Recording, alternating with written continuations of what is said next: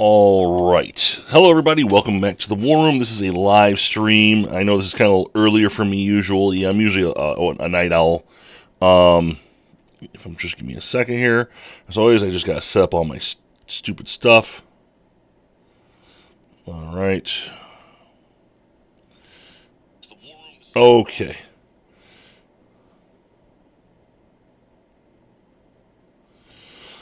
All right. So here we go. So I have not had a lot of content lately. I'm in the middle of the Mr. President campaign, which I've put up a couple of videos, but I'm also doing something else. I'm trying to build a Successors solo bot. Now, for those of you that don't know what Successors is, it is a phenomenal game. It was redone by Phalanx. I bought the game on Kickstarter, and it's a beautiful game. The pieces here don't do it justice. There's little miniatures. They use standees and little flat pieces as well. But the actual game is so beautiful. Anyway, I have been building a Successors bot for this game. It is a 2 to 5 player game, but it shines at 5 players. And one of the things about this game is that it's cursed. Yes, it's cursed. For some reason, I can never finish a game of Successors. I've had several games played. I've played this several times. I've never had a successful game. The only time I've been successful playing this game is if I play it by myself, playing all the hands of cards individually, and that's just not fun. All right, it's not fun. That's just not the way it's supposed to be. All right. So, what is Successors? Successors is a game. It's a very strategic war game. If you've ever played Hannibal, Rome versus Carthage, this is a 5-player version of that game. Basically, it puts you in the empire of Alexander the Great, like the year he dies. And the Diadochi, I believe I'm saying that right in Greek, that is his closest generals, then had a huge question. How are they going to rule over his empire? There was no heir. He didn't have a legitimate son to take over, and so the Macedonian people didn't even know what to do. They had all this land, all this area. So you and you're in a faction. You'll have a couple of generals with you, and each player has a couple of generals. You're going to try and attempt to take control of Alexander's empire. Now, the game has many ways you can win, actually. One is the victory points. So for a 5-player game, up to 20 points. As you can see, yellow is currently at 14. I just picked this particular scenario just to show you what I'm doing. But in this 5-player scenario, there's only 2 turns left. Okay, this turn and the next turn, and then whoever gets to 20 victory points wins. However, victory points represents the physical ownership of the empire. And so yellow is known as the usurper. All right, he is the bad guy. So when you are the usurper, you get this cool ring, which in the Phalanx edition is really awesome, the Son of Macedonian ring. You become the usurper, and now everybody has the right to attack you. You can attack anybody in the game. However, if you attack anybody that's not the usurper, you lose legitimacy points. All right, legitimacy points is your diplomatic way of winning the game. If you get to 18 points, legitimacy, you win the game through diplomatic means, through the proper means of the people of Macedonian. And so, you win that way. You win that through taking over Alexander's sister, his mom, his illegitimate son Heracles, his other son Alexandros, who is he's like a baby at that time. There's also Philip, his mentally ill brother, who was not competent to run. There's ways to gain those points and win, but you lose points if you attack any of the champions. You're all considered champions because you're the greatest generals to Alexander. But once you attack them, you lose points. All right. There's another way to win, but there's no need to go over that right now. It's a little bit more in depth. It's the Regency win, but we don't need to talk about that. I'm just here to show you the bot. So when I was creating this bot, a couple of questions had to be asked. How does a successor player actually play, right? And so to answer that question, it's terribly. No, I'm just kidding. Basically, in order to be a Successors player, you kind of have to be a conservative. You have to play conservative because this game is very punishing if you lose a battle. When you lose a battle, everybody gets dispersed, and they go into this dispersion box. And there's a good chance you could lose a general, like he dies, right? And so for a whole turn, you could be down a general or two if you fight a lot. So I couldn't have bots that were just actively aggressive, and I can't just have bots that are actively passive. So I developed a personality system that could be changed throughout the game. So what did I do? All right, so well, let's talk about some of the things we have to change on our bots, okay? So first of all, the bots don't care about legitimacy points. So if we're playing with bots, we can get rid of those. The player, however, or players, can still play with legitimacy points. All right, you can still go after the sisters and the mother, and that's perfectly fine. Another thing is there are 3 types of cards in this game. You've got bonus cards, which allows you to play the event and get the operations points. All right, you have surprise cards, which are things you can play during battles or other times of the game. Right? They're called surprise cards. Well, the bots don't use these. They don't use them against you. You could use them against them. And then finally, you have event cards. Event cards can either be used for the event or for the ops value. All right. So with that information, I developed a sort of a personality system using the surprise cards. All right. So what is the system? All right, so the system is when it's the bot's turn, so green will start this game, all right? When you're the lowest person on victory points, you get to decide who goes first. The bot will always start first. You roll a die, even they go this way, I can go that way, however you want to do it. And what you're going to do is you're going to pull a card, all right, and you're going to flip it. Now, there's 3 personalities that this bot could be in. When he pulls his card, if he just pulls a regular event or bonus card, he is passive. In other words, he's not trying to get into a fight. He's going to try and use these points for a couple of reasons, or the event if it benefits him. But there's some questions he has to ask himself. So in a passive event card, the first question is he sieging? You can siege in this game. You can siege cities. There's walled cities. That's the square cities here. All right. If he's sieging that, he's going to want to finish the siege. All right, the bots always want to finish any sieges that they're in. Okay, the answer is no. Then you go to the next question. Is there any generals with less than or greater than CU's combat units within range of any of his guys? Right. So all of his generals are here, and the range is 4 movement points. All right, when you activate a general, they could have up to 4 movement points. So he does have a couple of guys that are within range. So he's got 1, 2, 3, 4. He's got Demetrius. He also has Cassandros. And technically 1, 2, 3, 4, and Polyperchon. So basically what the bot's going to do, he's going to look for any enemies that might have more units than him. This guy's got 6. He's got 2. All right. And he only has 6 altogether under Lysimachos. Now, Pleistarchos doesn't have anything, but we'll talk about that in a second. All right, so since there are generals with more than him, it says, yes, use ops to train CUs. So he's got 4 ops. I'll show you how that works.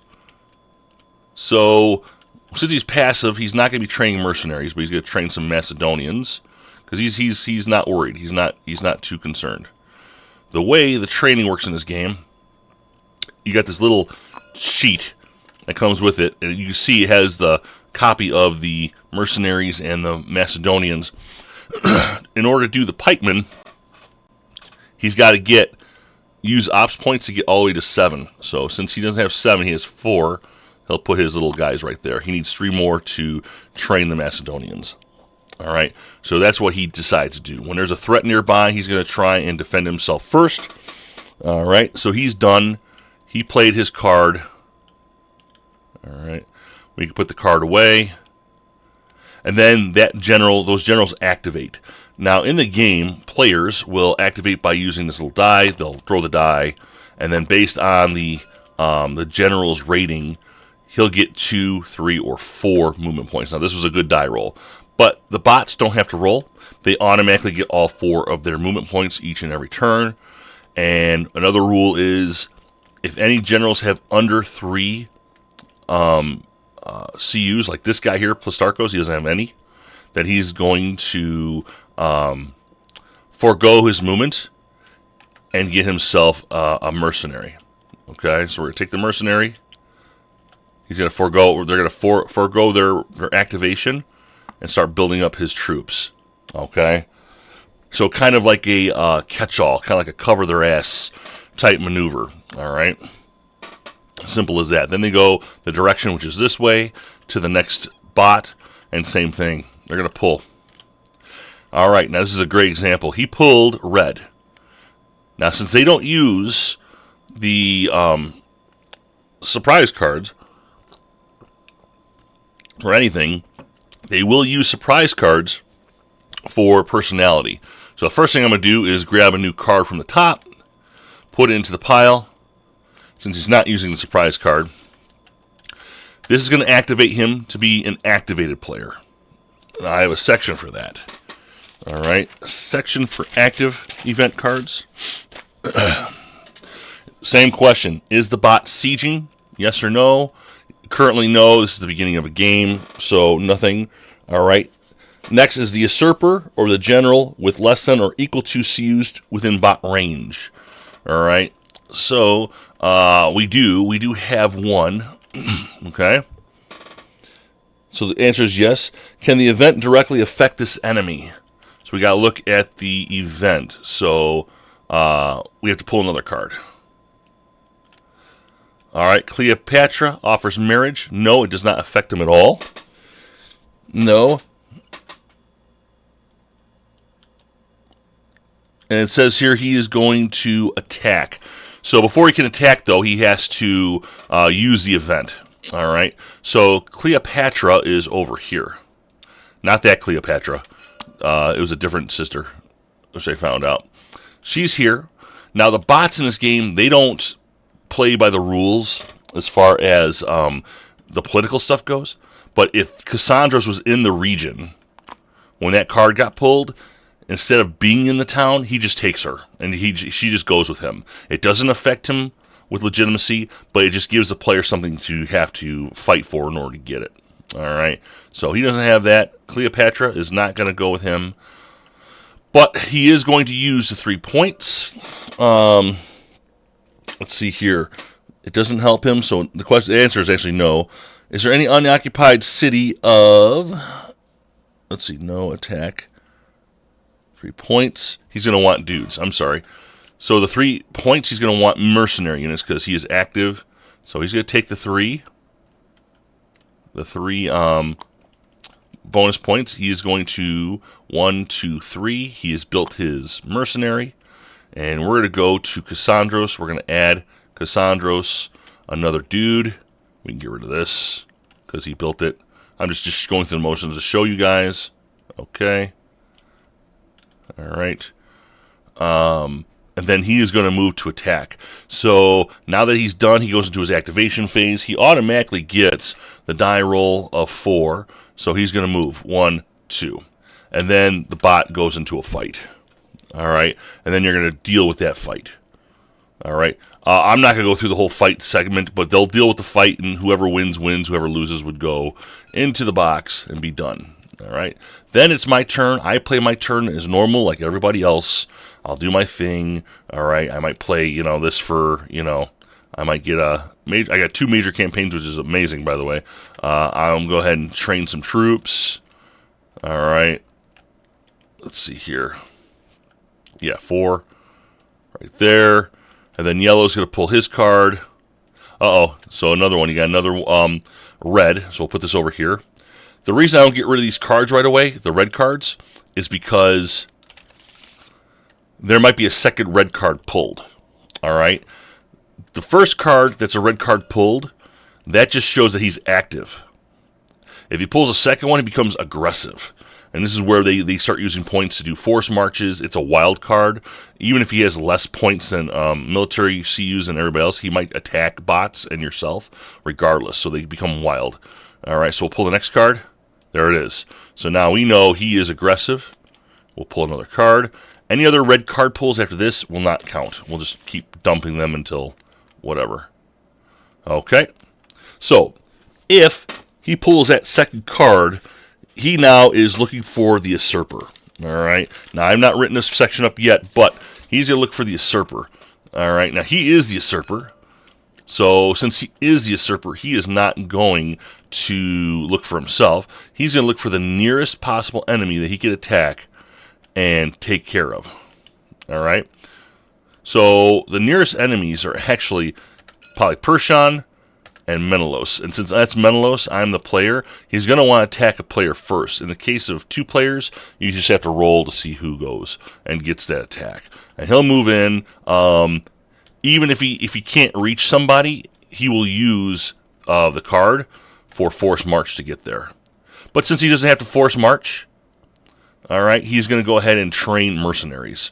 He'll always train mercenaries because if he's fighting and raging, he wants to get quicker units as possible. All right, so 2.